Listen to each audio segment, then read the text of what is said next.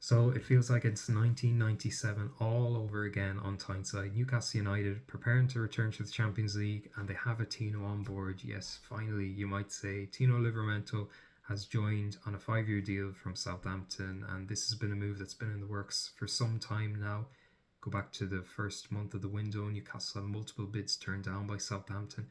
Into July, there was confidence that talks were moving in the right direction, but still no agreement had been reached, and it's only in the final month of the window that Newcastle have finally got their man. I think that shows you just how Southampton really held firm, but also how persistent Newcastle were. Newcastle really did not want to walk away. Tellingly, they didn't move for another target. They really had set on him at all levels, from Dan Ashworth all the way down to Eddie Howe. This is a player they really wanted.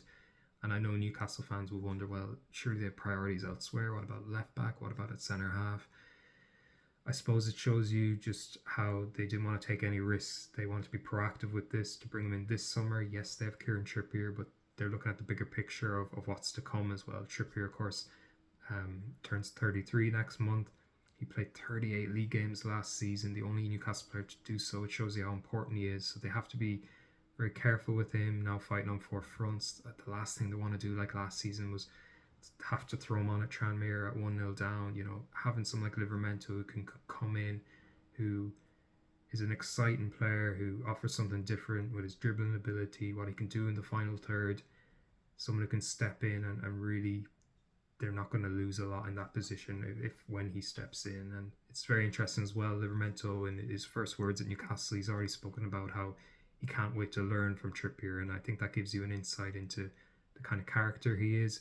You speak to those who've worked with him, they'll say he's a very humble guy who wants to get better, who wants to improve. And I know we should expect that from professional footballers, but it's not always the case. But certainly under Eddie Howe, they're the coachable, technical players he wants to work with, and that should excite Newcastle fans because potentially they've seen nothing yet from Livramento. We all remember that amazing first half of the season, his first season at Southampton.